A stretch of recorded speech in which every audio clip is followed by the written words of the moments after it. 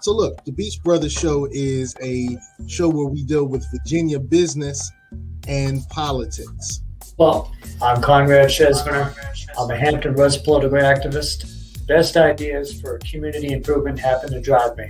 I help folks that are approaching retirement and in their retirement years. I have what I call the empowerment agenda, and that means that everything I do is focused on empowerment. You want to give a salute to Tally and Twine. It's time for you to have a high quality watch made in Virginia, made in Portsmouth, Virginia, from Tally and Twine. We want to say thanks to Southern Volkswagen Greenbrier for their great level of sponsorship. If you need a new car, you don't need to go far. Southern Volkswagen Greenbrier. And ladies, if you want your brows to say, wow, check out IamLitaWee.com. Microblading by IamLitaWee.com. I'm Seiko Varner. I do credit fixes, tax resolutions. I lend private money to real estate investors, and we do debt consolidations. If you need any of these services, contact me as provided. And now it's time to get beachy on the Beach Brothers Show. I do like that opening, though I will admit that it always starts with me scratching my face, and now I'm self-conscious about it. But I do like that opening, and I hope all the watchers tonight at the Beach Brothers Show are safe, getting ready to have this storm pass over. I hope there's no power going out or anything like that. In lieu of having on a special political guest like we typically do to just go one-on-one and talk about policies they wish to do, today we want to go a little bit different and just talk about what campaigning is like, what money and politics is like, influence, stuff like that, and not so much just about policies of people. So tonight on the Beach Brothers Show with myself, Conrad Chesner, Seiko in the background, Mr. Jose Cruz, when he will join us. We're going to bring on other experts of campaigning, of both candidates and consultants, strategists, with Mr. Matthias Paul Telkamp, who ran for school board last year. Welcome back onto the show. Mr. Michael Maskell, welcome back onto the show. Also a previous candidate for Virginia Beach City Council, and Mr. Marcus Calabrese, who has worked on numerous campaigns and just knows his way around how to do politics from the standpoint of ideas. Tonight, I would sort of like to lead off with Marcus, because he might know a little thing or two about how campaigns can sort of start getting rolling, how they might get staffed and where they come from. Could you talk on that a little bit? Because that's sort of how I met you, is going onto a campaign. Hey, Conrad.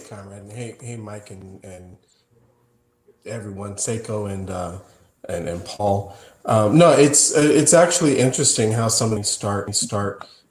It more than often than not, campaigns are you candidates really. Usually they're cousin. That happens a lot. They're by their parties, and I'm not just talking about process. A lot of times, what will happen is the local Democrats might reach out to someone who's been involved before, or it could just be an peer in the elected circles. And usually they'll tap them on the shoulder and say, "Hey, have you ever considered school board? Have you ever considered to a Congress or something like that?" And a lot of times those groups become that's where those candidates come, and that's where the money comes from, and the staff is picked from those same kind of having a very closed knit process when it comes to selecting candidates. Sometimes you do have candidates like where you and I met, Conrad, where they do kind of come from the grassroots level, like where David Nygaard started, like where Mike started, where Rochelle Wallace in Hampton. A lot of them know sometimes will just come from the grassroots and say, I want to do something good. And they find people where they can. That part is a lot more challenging, and for them to get. Usually, they come from the political class and that donor class, and they usually tap each other on the shoulder. That's how they. A lot of times it's on an invite basis. Mm-hmm. And then someone gets through. All right. For just the sake of technical sake, I would like to bring you off the feed and then have you come back on, Mr. Marcus, because there was an echo, but you are instrumental to tonight's show, so we're definitely going to have you come back on. I want to bring on to the feed here Mr. Mike Mescal and Paula Telkamp again. Let's go off that. How did you guys get into the idea of, you know what, there's campaigning for something I want to do? What got you off the sideline and into the thing? Let's start with Mr. Paul. Where did you come from to want to get into politics? So I really got, I had always been involved in politics to some degree, but it wasn't until Trump got elected that I decided, I've had enough and I'm going to get involved. And I started helping other campaigns, trying to understand what it was going to take in order to run. When I actually decided I was ready to run, it really had a lot to do with my personal feeling and issues that I'd been dealing with within the schools. And I used that in order to build my platform and, get people helping me and really kind of get the volunteers helping. So, would you say that you are sort of like a grassroots guy, or a guy who would have been a party boss if given time to germinate? I'm not sure I would have been a party boss if I'd had time.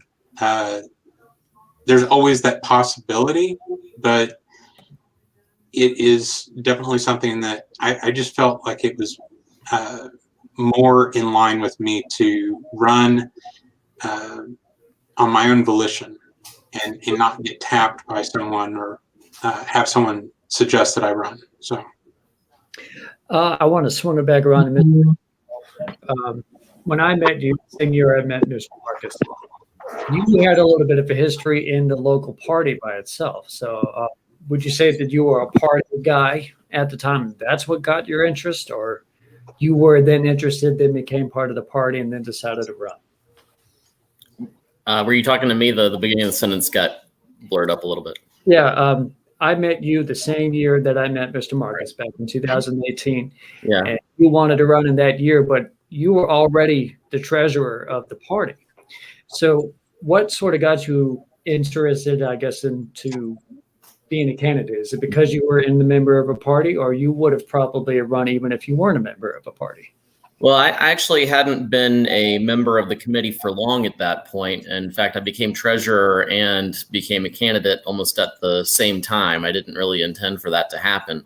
But I had always intended to run for office, to start getting into politics. And again, just like with Paul, Trump's election kind of, galvanized that and basically said, okay, you've been saying this all your life. Well, now's the time to get up and get involved and get started. I basically just circulated a petition and got on the ballot. It wasn't a party thing. I wasn't doing it as a party guy. I wasn't put up to it by the party. It was just something that I had been planning to do. Marcus, I'm glad you're back in, and hopefully we don't have that echo going around. But if I recall, you started into this as someone who was running himself, and then you've seen what that's like. Now you want to help others. How do you really tell the difference? I guess to say, how do you know what is a person who could become a candidate down the line? Well, there's a difference, and I hope I'm not echoing anymore. Is that a little bit better? Oh, that's better. Yeah. Okay. Yeah. I always say there's a difference between politics and public service. And there's some people who want to be seen, and there's some people who want to have some substance in it. So having run myself, I did it because I saw the needs that I was trying to address. I was on the board of the food bank. I'd run a community center. I was on the board of a local business chamber. And the economy was tough then too. So seeing how the economy was affecting small businesses, actually having to put the food in the hands of children, that I know that government wasn't really too keen on. They can't vote, so there's no real support coming from there. Politicians would take the picture, but they wouldn't take the time. And I didn't want to be that kind of politician. It showed me how hard it is to raise money, and it showed me how hard it is sometimes to get party support. On the flip side, knowing that, it helped me find every other avenue that you have to get that party support. Like when I was working with David Nygaard, to take someone who was a Republican donor, two-time convention attendee for the Republicans, had pictures with Haley Barbour, Ted Cruz. He went for Mitt Romney, he went for John McCain. He was a poster child for Regent University. And there's nothing wrong with Regent University, but that's who he was. So to take that political brand and turn it into someone who could be on the Democratic ballot wasn't easy, but it's something that was able to be done because of the compatibilities with the needs. So you have to look at the needs. So you have a lot of politicians who don't do that. Like I'm particularly interested in how any of the candidates running for governor, lieutenant governor, that have been in the state legislature or have been in any other office. I'm curious, and I hope the question will be asked. I'm curious to see what their response is going to be when someone really asks them on what they could have done to not necessarily prevent COVID, but if you understand, COVID already highlighted a lot of public health disparities. We always knew they were there, but COVID highlighted those. And they highlighted how minority businesses could be impacted. So if we already knew they were there, COVID highlighted it. What did these legislators running for higher office do when they were in these other offices? And that's the difference between politics and public service. When you can actually cite something that you've done, not in a clairvoyant sense, but because those issues are there. So I hope that answers the question a little bit, Conrad. I just, it's about the difference between, the people who will take the photo and the people who will take the time. Well, you might say that someone who only wants to get in there to do it for the photo and just be seen as someone doing something, that they might be the type of ones who might get corrupt, if you will, quicker. And of course, there's always that phrase in politics that politicians are a lot like diapers and that they should be changed frequently for the same reasons. Absolutely. So how do we know, as someone in the public, not us who are already into politics, but the public who goes out to vote every November, how do we know when it's time to actually change the diaper? Let's start with you, Mr. Marcus.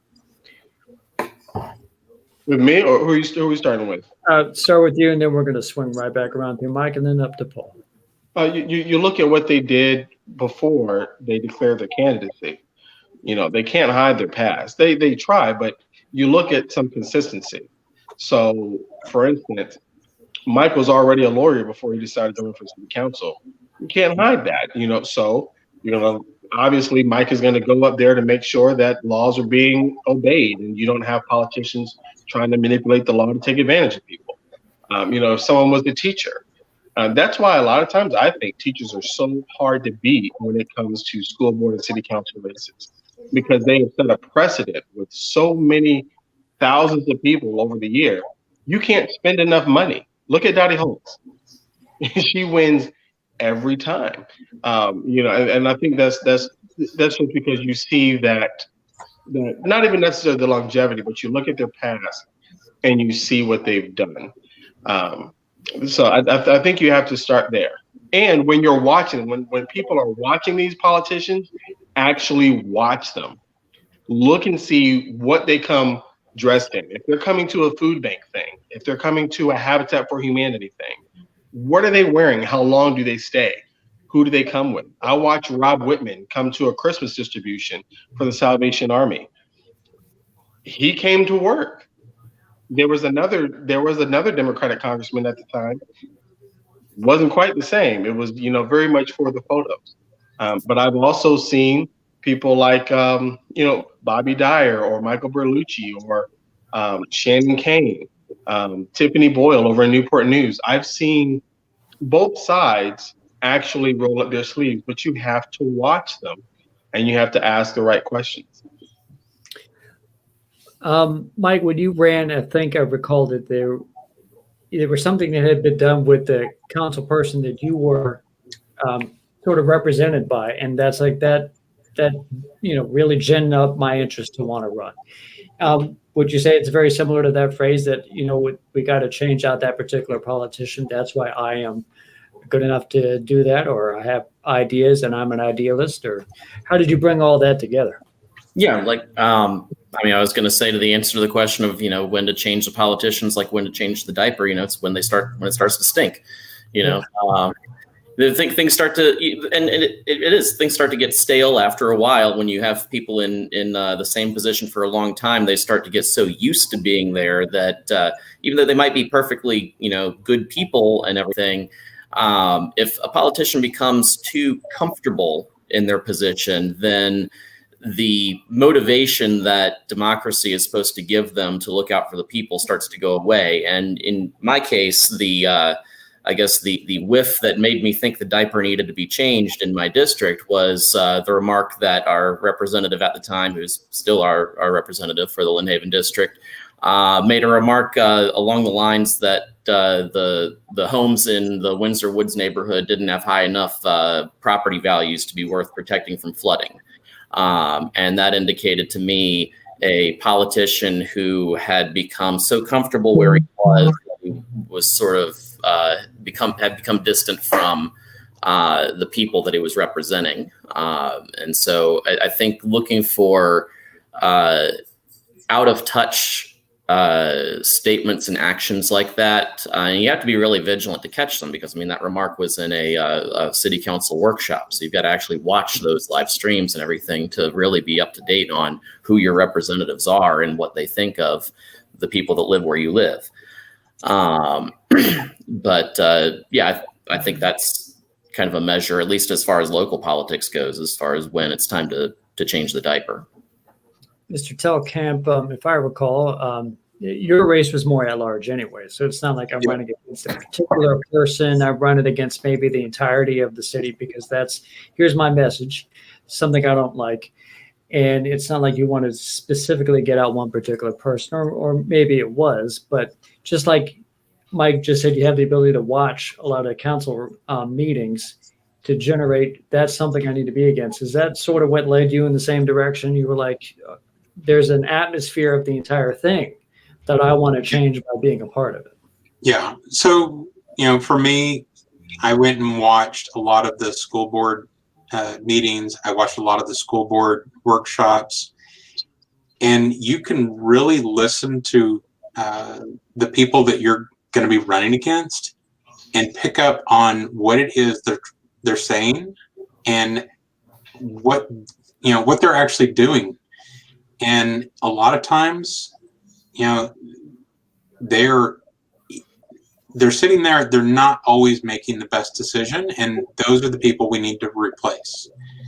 And if anyone is a candidate or a politician in any seat, they need to be held responsible by the voters. And I don't think that we have very good I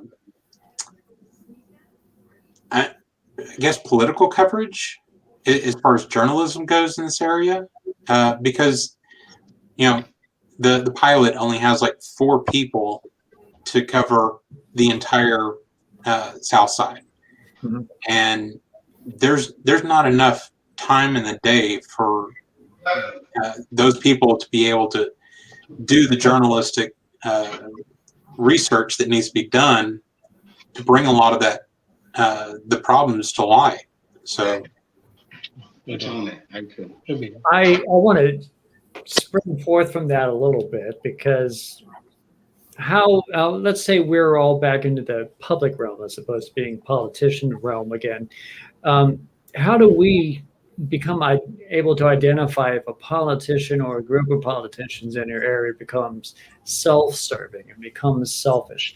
Is that something that you would require, as you just mentioned, Mr. Paul, a newspaper to tell you about, or is it perhaps you need a confluence of things like TV, you need the newspaper, you need any citizen groups who come around and let you know of a certain vote on a certain thing? Do you think that would be the way to find out? I think some of the stuff that we need to be looking at is campaign finance, because if you start looking at what candidates are allowed to spend money on in the state of Virginia, they can spend it on literally anything they want. You know, if they want to take themselves on a ski trip, or if they want to take themselves to, you know, take the entire family out to a nice dinner, they can use that money for however they want to. So, you know, if they're generating a lot of money, it may not be something that is visible unless you're looking at, you know, really digging into what they're spending that money on. And I think that's where some of the problems with campaign finance within the state of Virginia have a problem. And it's not something that is really delved into by any of the, you know, news, you know, whether it's paper or online or TV.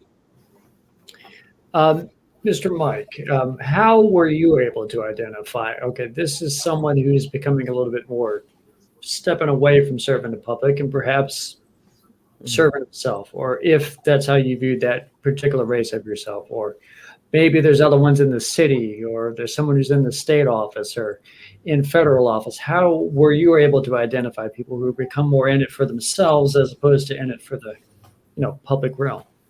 Well, it's like I was saying for the last question, you basically have to just watch them, watch what they do, watch what they say, and not just in, you know, press releases or, you know, their own, you know, crafted statements on their Facebook page or whatever, but actually watch the city council meetings, watch the city council workshops, and listen to what they talk about and how they talk about it. You know, what seems important to them, what takes up most of their time and their thinking.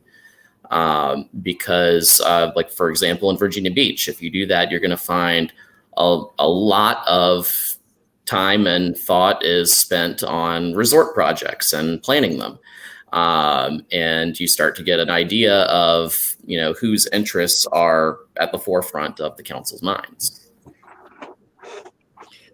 Mr. Marcus, as someone who's able to sort of bridge the communication gap between the public and politicians who are trying to get the support of the public, how might you be able to visualize how a politician might become a little more self-serving?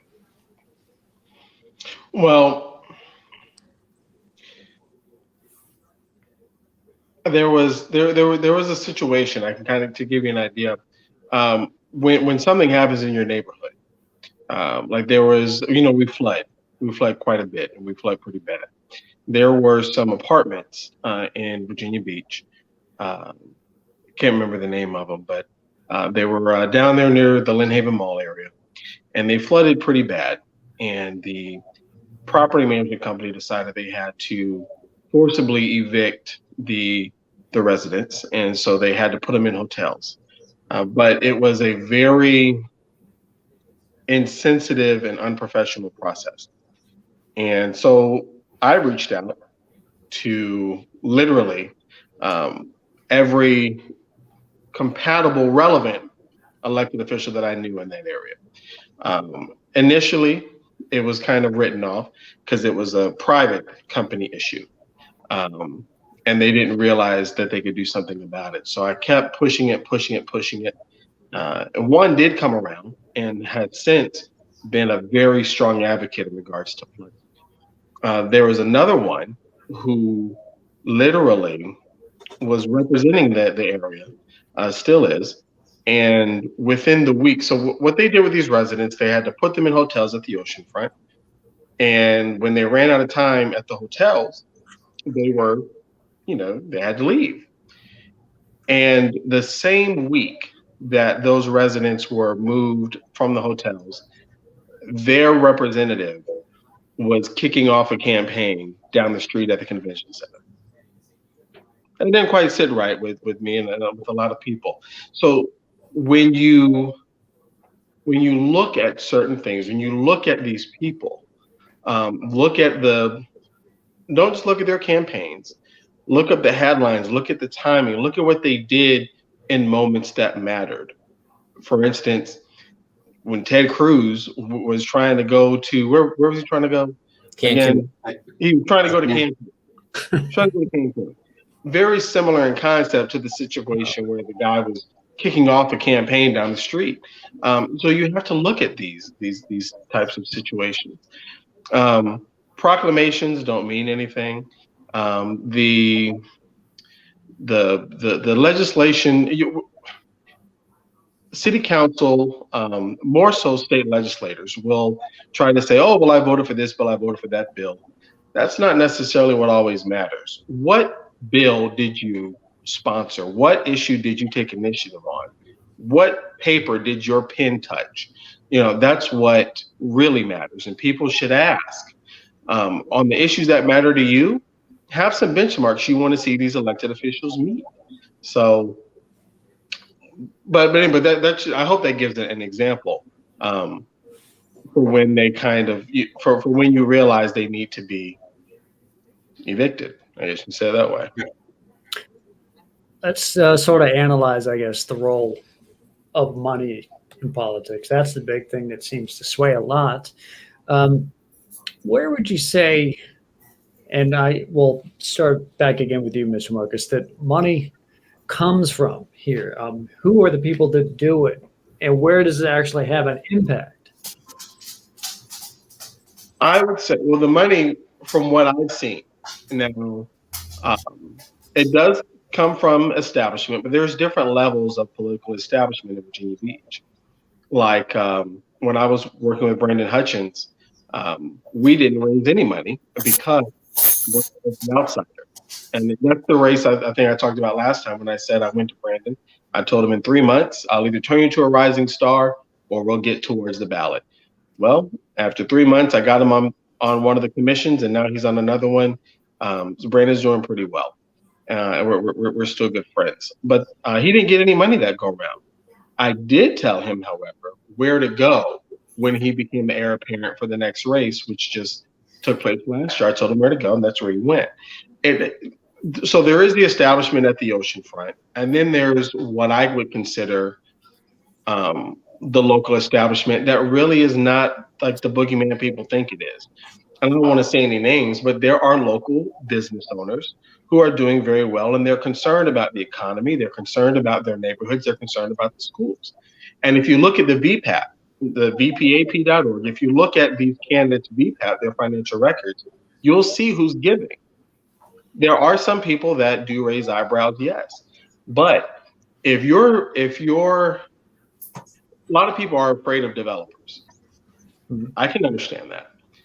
But there's a difference between a political donor developing pizza shops and local retail spaces that are going to be locally owned versus someone developing a Whole Foods and another Hilton and another Marriott. They're two completely different people. And so you have to look at that. When you look at their financial records, don't just look at who donated. Look up that person. Look up that business owner. Look up where their business is, what kind of business they have. Do they give back to the community? How often do they give back to the community? That's where you actually find out where the money's coming from. Very few times will you find someone who is able to raise money just because they have the pool. That's very rare. It happens. But then you have some who have their own money. That's good and bad because obviously they can't be bought, but at the same time, you have to ask yourself, do they have to listen? Mm-hmm. So I prefer that local business establishment that's invested in their community, and they're out there. They're out there. There's a couple of people, restaurant owners that really are concerned and will give money and can raise a lot of it. But you get more out of those elected officials who go to them than the ones who do bow down to the corporate titans that really, they invest in property more than they do in people. Mr. Mike, you and I both had the rather, I guess the simple part was getting onto the ballot. Yeah. Then the hard part is, okay, now how do you get our message out? And then it's just seemingly easier when you have sort of an apparatus around you who can just throw a lot of money, and not just that, power they can wrap themselves around. So would you say that we were both kind of not just underdogs, but like wild underdogs? Oh, yeah. When it came to how money could have helped us out if we were just on par. Mm-hmm. Yeah. Oh, yeah, definitely. I mean, my entire campaign budget for the whole campaign was matched by a single media buy by my opponent. I mean, he had, I think, like 2 digits more money than I did in his war chest. And that it really does make it more than an uphill battle. It makes it just about, it's like a David versus Goliath kind of situation. You do the best that you can with inexpensive and free tools like social media, but ultimately it does feel like you're just like shooting spitballs at a giant, especially when, you have a long-term, over decade-long incumbent that draws a lot of funding from the local business community because they know which horse to bet on based off of more than 10 years of experience. Fundraising is probably one of the most important parts of campaigning, but it's also probably one of the hardest, and it's one of the ones I had the hardest time with. I guess if I knew the answer to the question of where does all the money come from, I wouldn't have had to put so much of my own into my campaign. Yeah, it just would have been, we have identified where it comes from. How do we convince the people who are in power to trust us to be just as equally viable to be someone in office as the ones who are already there? Same thing with you, Mr. Paul. You ran for school board, so you don't automatically think that, okay, that's something that needs to be a big money thing to do. But money is just as involved in that as well. I think you ran also against organizations as opposed to just big war chests. What's your opinion as the thing that would have helped you out the most if you had the ability to change it?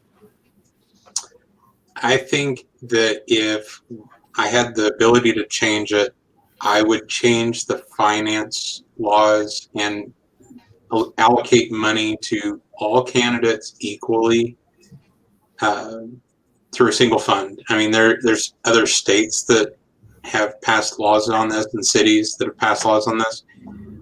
It's easier for anyone to be able to get involved at that point and be able to speak to what they are going to be able to do without having to worry about calling the donors. I mean, for school board, I didn't need but maybe between $5,000 and $10,000 to run. When you're looking at city council, if you don't raise $70,000, $80,000, your message isn't going to get out there. Yeah. And I think part of that's going to change when we see the district voting happen, because people aren't going to do the big buys for the entire city. They're going to be able to focus down to people have to live within specific zip codes, and but I think a lot of it comes down to campaign finance reform that needs to be changed in order to remove the big donors and just say there's a pot of money, everybody gets the same share regardless. I believe that is what Mr. Commenter, Mr. Tommy West just said. We need some campaign finance reform. He also mentioned that he's at like a couple $100 versus 35,000 at his last check. I guess he's also running in the same type of obstacles that we run into ourselves. Before I go into the next couple of questions I have, which is more not so much of our own experience, but maybe are looking forward at the current races in Virginia statewide, but regarding the same topics. I do want to touch on, again, I hope everyone's dealing well with the storms right now. And I know when I'm driving around Hampton roads, I'm in my Jetta, and I got that from Southern Volkswagen in Chesapeake, 1248 South Military Highway. It's one of our sponsors, of course, and I want you guys to be in the car when you're traveling around in a big thunderstorm. That is just as safe as mine. So go on down to 1248 South Military Highway, Southern Volkswagen, speak with Charlie Roy, and get yourself a car that'll last in one of those thunderstorms too. Now let's look a bit as Virginia a bit broadly, and let's go for the biggest race there is, governor. I want to talk about both parties sort of objectively as I can. I know some of us are Republicans and some of us are Democrats. I'm a Democrat. I'll admit that. But Republicans, they have an outsider candidate like Youngkin. In fact, I see a lot of his signs around. There's a big party guy like Pete Snyder. He's running for governor. A longtime state politician like Kirk Cox. He's in the race. You have a grassroots hyper like Amanda Chase.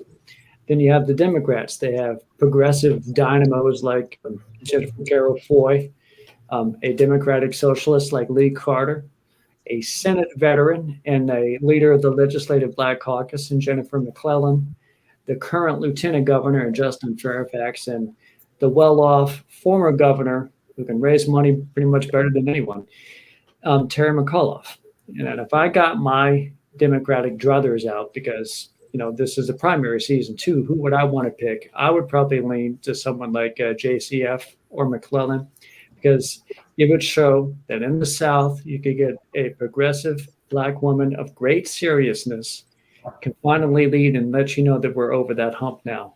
But then you have someone like Terry come in who was already there with all the money and sort of pushes out all the attention that they could get. Then you have Republicans have their own diverting path with those interesting candidates as well. So each party has its own big fight, I guess, at their hands. And is this what the real nature of politics seems to be, that before we even fight Democrat versus Republican in the general, the parties themselves are fighting amongst each other? And is that how you might see it, Mr. Paul?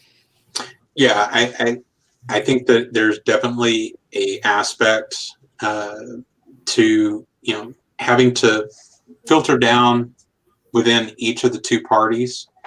I think the only way that we get around that being a problem is we move towards trying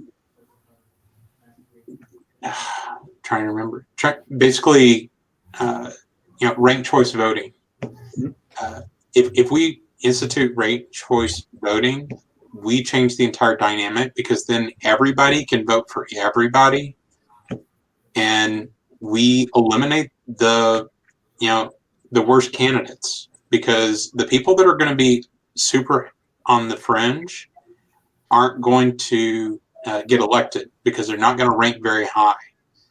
And when you get people that have a great platform, they're going to be able to get more votes based on everybody understanding that we're picking from the best. And even if they just use the ranked choice voting as the primary piece in order to eliminate it down to like 2 going forward, it makes a huge difference in terms of making everybody a little bit more palatable. Mr. Mike, if you are looking at both the parties that we are right now, do you think you just have a sneaking suspicion that it's going to be the money and the name recognition that sort of crowds everybody out, and that's for both sides? I mean, it often is. I mean, especially when you're dealing with races that have a primary, because then it basically is a election before the election, and all the same dynamics come into play, including money. And in fact, you might even be able to see the effects of it a little bit greater there, because there won't be as much money. So you'll see that maybe one candidate is getting a fairly significant amount of money and the others aren't getting any before the primary, because it won't be until after the primary that candidates that are maybe less palatable to the donors would be able to get contributions. Would only be after the primary, after they show that they are electable.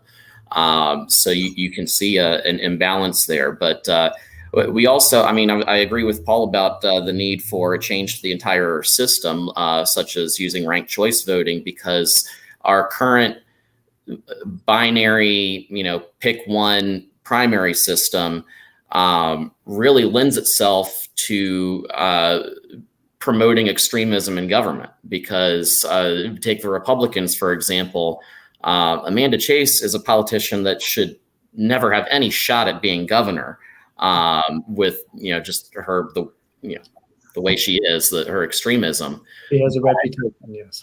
Yes, but since she's the only one on that side in their primary that's fully embracing the Trumpism politics, she may end up in the primary with the only undivided block of voters and manage to become the Republican nominee simply because she's the most extreme.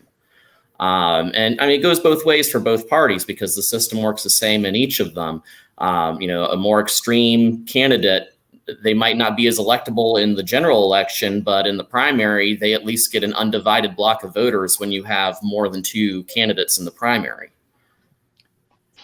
Mr. Marcus, for what it's worth, as someone who has helped both Democrats and Republicans, if you were helping any particular candidate in the governor race, do you think you would rather pick someone who's a front runner already, or would you rather have an underdog? I want whoever the establishment is going to laugh at. I want someone that they're going to disregard and ignore until 7:30 on election night. And by then it's too late. So I would probably want to go with someone who is a little bit of an underdog, because I believe, money does play a part. But at the same time, when I was helping Dr. Veronica Coleman go against Glenn, she only raised, I think, about 40,000 or so, and was narrowly beating Glenn until they counted the courthouse precincts. And she was a political newcomer. Glenn was establishment Republican, and she almost had him. And he spent significantly more. And Karen Mallard, wonderful candidate, Karen Mallard spent almost $1 million and still got less than Dr. Coleman. So money is a factor, but it's not always the determining factor. So I want someone who's going to be overlooked, and someone who's going to put value on strategy and go after what I consider, I'm sure there's a fancy name for it, but I consider them unpollable issues. Like, Comrade, when you and I were working with David, the race turned for David when he was running for city council, when we started talking about domestic violence and his experience with it. For Tiffany Boyle in Newport News, it started changing for her when they talked about she had a bankruptcy in years past. That didn't disqualify her. It meant that she could understand tough times with people. She could understand what businesses go through when things hit the fan.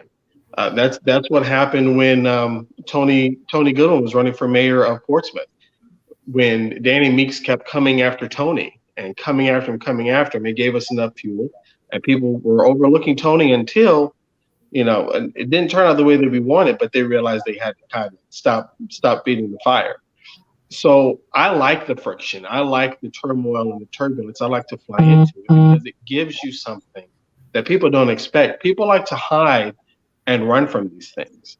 And I think it's absolutely silly to do it. Running in like a freight train with a whole bunch of money behind you isn't always the smartest thing to do.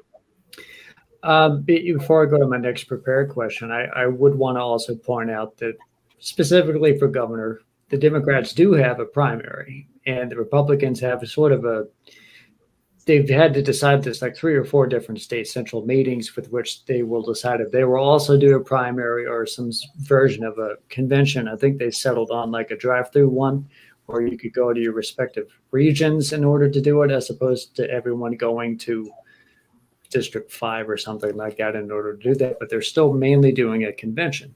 So this might reduce a lot of the input you would have of the general public having an opinion. And I wonder if that means that the Amanda Chase type would actually have a less of an opportunity. And is she the one that, based on your wanting to help someone who would be disregarded up until election night, is she that type, or are there other types who are also like that? Or does it even have to worry about it? Because we don't really see her signs around. You see only Youngkin, and he's the big money Republican. Well, again, signs do make a difference, but again, Glenn had way more signs than Dr. Coleman. No, for the record, I would not want to work with Amanda Chase. I'll put that out there in public. To be honest, I've never met her, and I have nothing unkind to say about her. But from what I know and hear about her consistently, I would not be interested. So I would want someone who does have a track record in the community and a track record in business. And what I really think is going to make the difference, and what I hope makes a difference for these candidates for governor on down, we have to be really, when people meet these candidates, don't just talk to the candidates, talk to their staff, because these candidates are going to be talking about fair housing. They're going to be talking about small businesses and the economy and the shipyards and schools. And they're going to be talking about all these things that have been just thrown into turmoil over the last year or two. If you look at their staff and talk to their staff, get their staff's opinion on things. Find out who they are, where do they go to school, what type of neighborhood are they from, what types of things are they interested in? Because nothing is more dangerous than having a candidate talk about housing issues and their staff members all live at home with their parents, who have not had an eviction notice, who have not had to pay rent, who don't have to pay for a car note. It's different when you're talking about transportation to someone whose parent pays for their car and their insurance. So that's one of those things that it creates tone deaf politicians, because they get their policies and they get these ideas from almost on high sometimes. Sometimes they are organic. Sometimes they do have good ideas. Sometimes they do want to do the right thing. But you do have a lot of them who get their staff from donors and family. And for instance, I was looking at one of the statewide Democrats running for office we haven't brought up yet. Very impressive staff, very impressive. But they've all worked on other significant major Democratic campaigns. And there's nothing wrong with that, except for the fact that it doesn't really give them the breadth of experience to, if a candidate is going to be talking about schools, I'd like to know that not only are there kids in public schools, but I'd also like to know that maybe they have a teacher talking to them. That would matter to me. I'd want, if we're also going to be talking about public universities, I want to know that their campaign manager at least spent 2 years in college. It's not necessarily about whether they have a degree or a bachelor's or master's, but I like to know that they at least had that experience and they understand how important public universities are. I like to know that they have a car note to pay for, so that way there's something that they can relate to. Nothing is more dangerous than politicians surrounded by staff who don't know the things that we need them to know. I would compare that to someone like myself or Paul or Mike. Sometimes I felt like it was just us without any staff. And I'm also curious, Mr. Paul, since you and I ran on city specific, so there wasn't anything like a primary to worry about or a convention to worry about. But if you had to pick, if we were a large enough area that even as a city we could do a primary or a convention, do you think you would prefer to be in a primary where you talk to voters, or in a convention where you talk to the rest of the people who are a member of the city party? I think I'd just prefer to be in a primary, because being in a convention, you're just trying to convince the greatest number of people that's in the party. And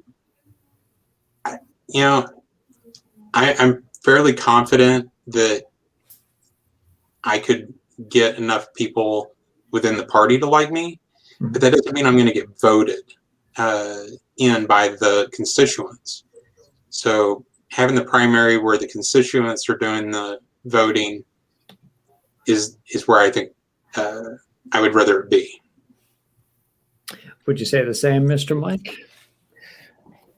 Oh yeah, I mean, basically the difference that you have there is, in a primary, the decision is made mostly by the same voting public that would be voting for the general election, minus of course the ones that are voting in the other primary. Whereas in a convention, it's more controlled by the party leadership as to who gets nominated. Now, I mean, that doesn't mean that there's not advantages and disadvantages to both ways of doing it. I mean, if you're looking at it in terms of who's going to best embody the party's values, probably a convention generally will give you a candidate that's more in line with the party's values and platform.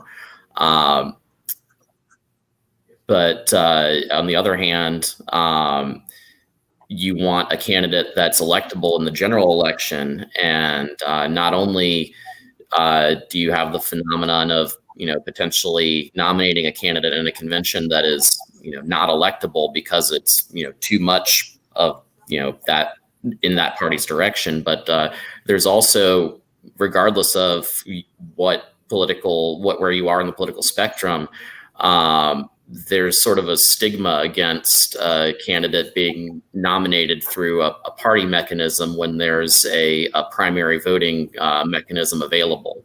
It just makes it look almost like they got put in there through, a smoke-filled back room instead of through a democratic process. But, again, I think this also comes into just a problem with our party system. I mean, why should it be where we have to have elections before the elections just to determine who the candidates are going to be for the election? And it's just because we're so married to the idea of a two-party system and, a binary non-ranked voting system that we've got to jump through these hoops and have all these potential complications. A buzzword flickered across my mind as you were giving your comment there, and it was electability. Mm-hmm. And that's how I want to tie this into my last prepared question of the night, is the concept of electability. And I do want to bring it in a little bit more local than just the state of Virginia, but down to Virginia Beach itself.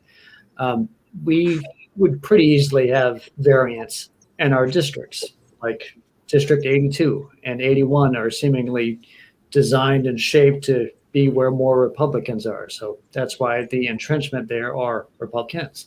And in 85, and that 21 and 85 are more Democrat, and 83 and 84 are more toss-up competitive. And in the Democrat primary for 84, we have what is seemingly more like a moderate but long-term Republican current school board member jumping into the race against younger progressives. That brings name recognition, that brings endorsements, that brings money, and a possibility to be competitive against the current Republican batch, but it's in the Democrat race.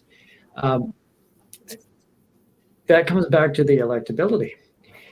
Let's look at that in terms of, shouldn't either side not necessarily need to have the money, not necessarily need the recognition and endorsements to be just as valid? How do we get to the races where we're at, even if it's by accident? Should the soul of whichever party win out over just the need to win, if that makes sense? And let's start with someone who has helped both parties run.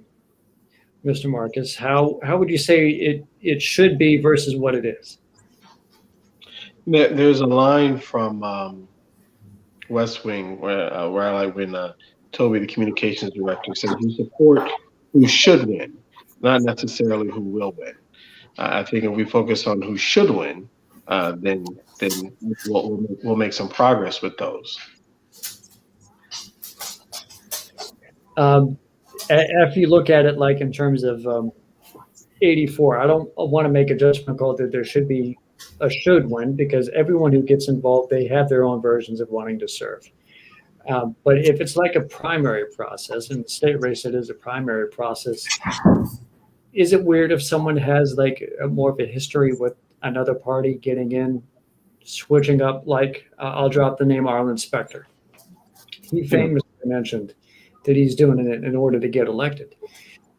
Is that what that is really? Or is it maybe that's just an opportunity to ascend? Because if I recall, she currently is a school board member, so she is already elected.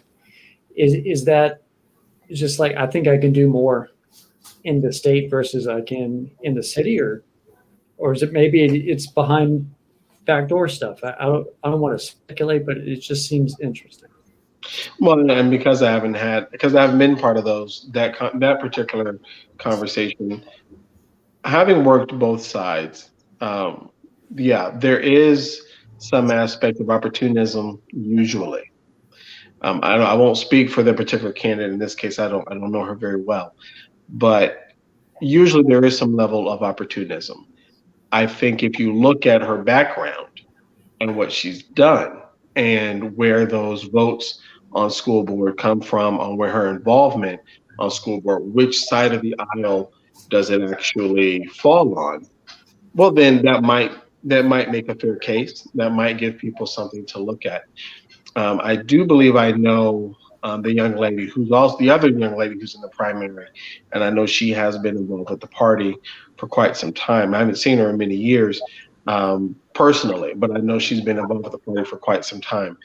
But that usually it's definitely frowned upon.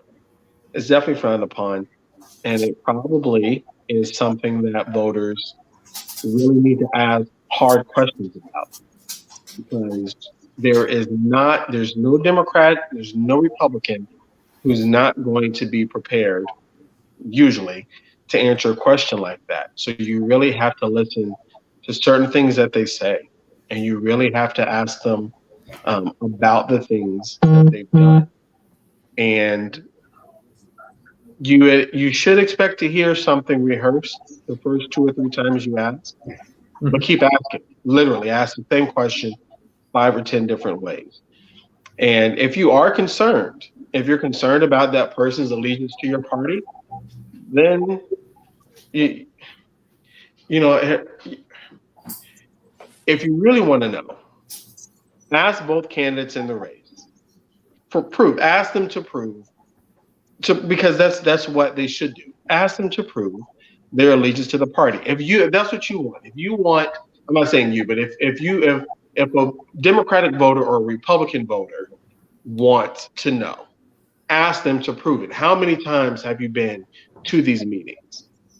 And actually ask them, what other Democrats, what other Republicans have you voted for? And if they have a hard time telling you that, they're probably lying to you. Because if they want to, again, it shouldn't always be about party, but in a primary, that's what it is. So ask them to prove it. And if they don't have proof, it's because there's none there. Mr. Paul, I'd like to circle back to you, because both you and I we could say we're partisan in the sense that we want to think of it positively. It's possible to be a positive connotation between partisan. We want to represent the best within our party. So we would also want them to win, and we would want to help them out in the best way possible. But is it so important to win that you want to not necessarily support what you think the party stands for anyway, just to beat whoever the other side is? If that makes sense.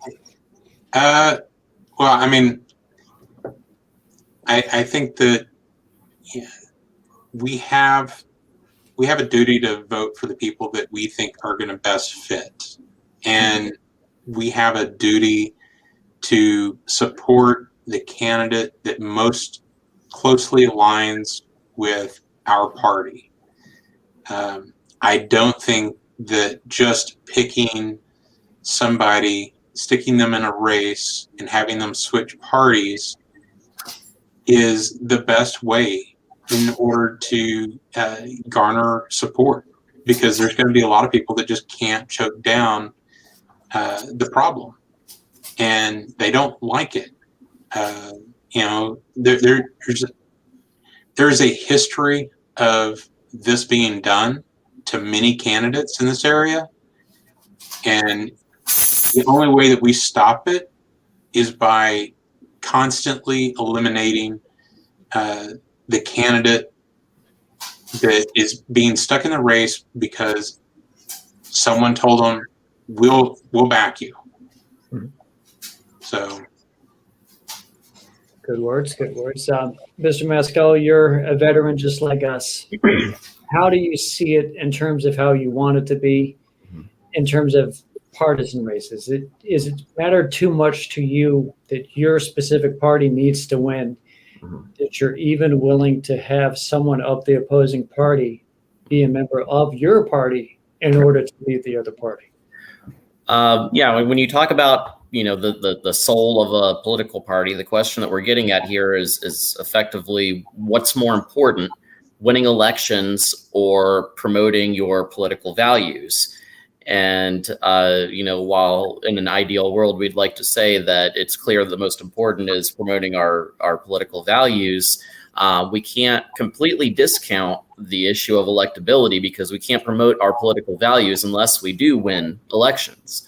But that said, what we've seen in the last several years from the Republican Party has been a pretty good warning about what can happen to your party's soul, as you were saying in the question earlier, when you put winning above your values, and you get to the point where you find yourself condoning, if not even outright supporting, behavior that you never would have before, just so that maybe just because you're afraid of losing, not even so much because you're hungry to win.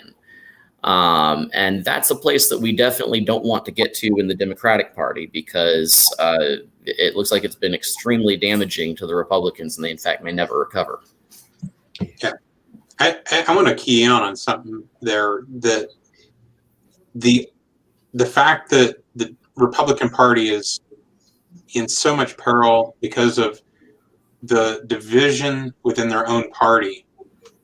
We're, as Democrats, if we are aligning ourselves with somebody who is a former Republican, and we're not actively, putting the best people in office that will do our values, we end up with a situation where we're not able to pass the reforms and the actions that we need to be taken. I mean, there's so many things that stalled this year in the House and in the Senate within Virginia that should have easily gotten passed, but they didn't, because a moderate said, I'm not going to sign on for that because I don't like it. So if we start doing that, where we're allowing a moderate to come in and they're not willing to take that vote, we don't need them. I'd like to have Mr. Marcus close out here on just the thought, because someone like me who might be a Democrat might want to think that the Republicans might never win in the future, but we both know that there's two parties for a reason. There's always seemingly a seesaw, and you've helped both out. So if we might think that the Republican Party could be in peril because they've ruined a brand, how brands get switched real quick and become popular again. So how would you see it going forward? How would I see the parties? What do you mean? For instance, we would think that if, let's say, Amanda Chase was the Republican pick, that you would think that just means the Republicans are going to have a bad time, and that might come up in the future to not be good. But then again, out of nowhere could come someone like in 2016 Trump and win the entire thing. It takes the right moment. So I don't want to think that the Republicans are never going to win again, because I think that they would. because they want to. So going forward, how would you see it? Do you think that there's a lot of parity still, regardless of branding? Well, I think it's easier for either side to come back and win.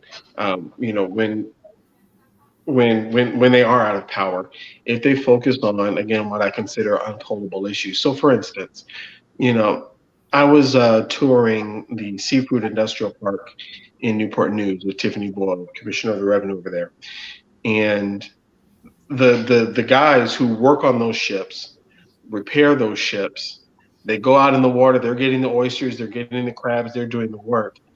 They didn't vote for Hillary Clinton. They didn't vote. They're very conservative leaning. But when it comes to the waterway and aquaculture and agriculture, they're talking about they know they need a clean environment. And then you have, but it's also easy for Republicans to demonize Democrats who are really passionate about the environment. They call them tree huggers and everything else.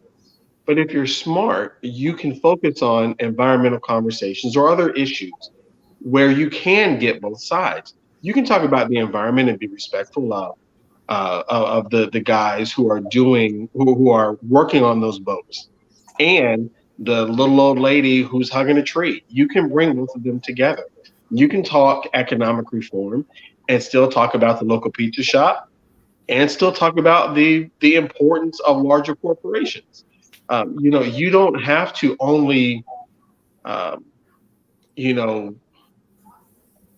only support the local mom and pop restaurant. It's okay to like and support Cox Communications or Town Bank. They're large employers. Gold Key Resorts down at the oceanfront, one of the largest employers in Virginia Beach. Respect them and talk to that issue as they are a large employer. Now, you can also talk about smaller businesses. You don't have to alienate them. And when they can get off script, when they can talk about those issues that aren't always in the polls, and they can talk about domestic violence, which is a policy. It is a political policy because local law enforcement has to have, it's in their rule book. They have a procedure. It comes into play when it comes to public policy. They can talk about public health care and free clinics. They have to now because of COVID. So when you're talking about those things, that's when you start pulling people from the other side of the aisle. It's not always about that. There was one politician. I don't want to give them the free press. They're pretty conservative. They were making the point about gun control and how easy it is to demonize either side. And they were making it clear that when you have conservative white communities, they feel like they have their guns, whether it's for hunting or for protection, and usually for the safety of their home and their family. But if you go into the low-income minority neighborhoods where there's all kinds of whatever, when you have those stereotypes that they show on the news and people always have stigmas about, well, they have guns too. The motivation is the same, the protection of their family and themselves. So instead of demonizing guns, let's talk about public safety. Mm-hmm. You can talk about public safety. You can talk about increasing police salaries and training and making them more accountable, but making sure they have what they need. At the end of the day, they still want to go home. So you don't have to always be polarizing on either side of the aisle. And when they can look past that script and talk to the other issues that aren't necessarily on the website, you get somewhere. And they have to start overlooking, both sides, especially Republicans, have to stop overlooking being in media. Everyone wants to be on the local NBC, ABC, and CBS affiliates. Everyone wants to be on those. Everyone wants to be in the Virginia Pilot, for good things, of course. Mm-hmm. But there are other media outlets. There are The Blade, an LGBT newspaper in Northern Virginia. There's Korean American radio stations all around the state. And Korean Americans are a huge population on the peninsula. There's a huge Filipino constituency in Virginia Beach. They have their own media outlets. The local Korean American Association has a texting network where all of them get it. So they have to start looking at these cultural organizations and these subcultures and people that are being ignored, and they have to listen to them, and they have to talk to them, and they have to get off script. As we close out tonight, I would like to thank all the viewers, of course, who tuned in to the Beach Brothers Show. I also want to give some shout outs personally to the commenters, Rochelle Wallace, Courtney Roxanne, Sabrina Brown, who former guest as well, Tommy West, I think he's running, Cheryl Patrice, and Victoria Lubinos, who also happens to be a candidate in Virginia's 82nd. I thank you guys for jumping on the show, providing some comments. Hopefully you guys share it as well.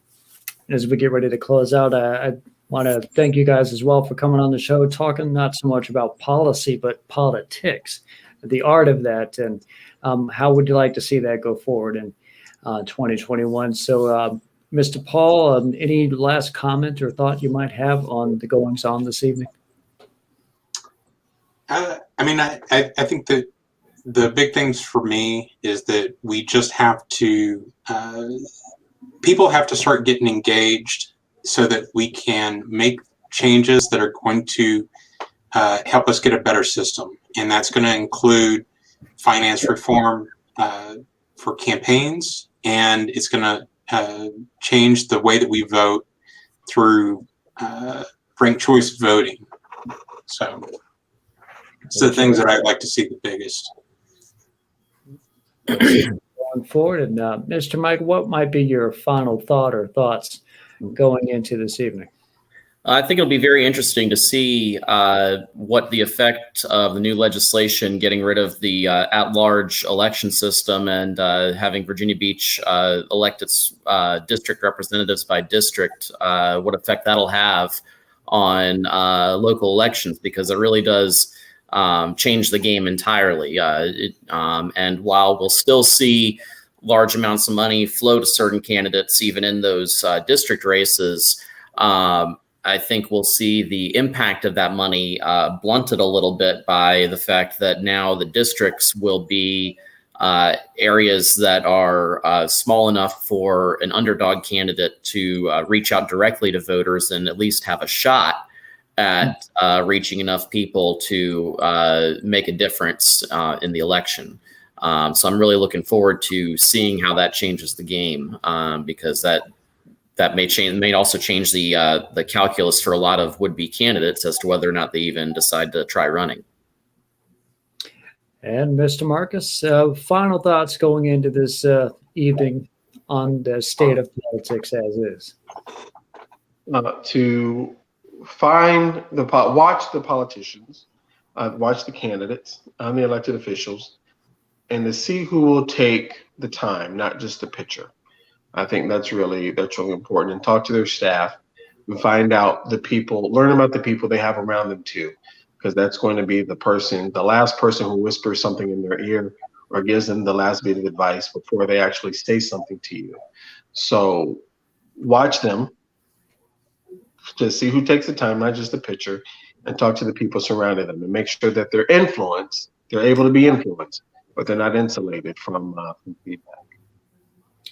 Thank you all for coming on and contributing tonight. Thank you, viewers, and make sure you watch for the next Beach Brothers show Thursdays, as always, around 7:15. Thank you, guys, and look out for us. This show was brought to you by Positive Vibes Incorporated, our consulting services. We do credit fixes, we do tax resolution, we lend private money, and debt consolidation. So if you need some of these services, we're waiting here for you. Credit fixes, tax resolutions, private money, and debt consolidation. Make sure you call Positive Vibes Incorporated.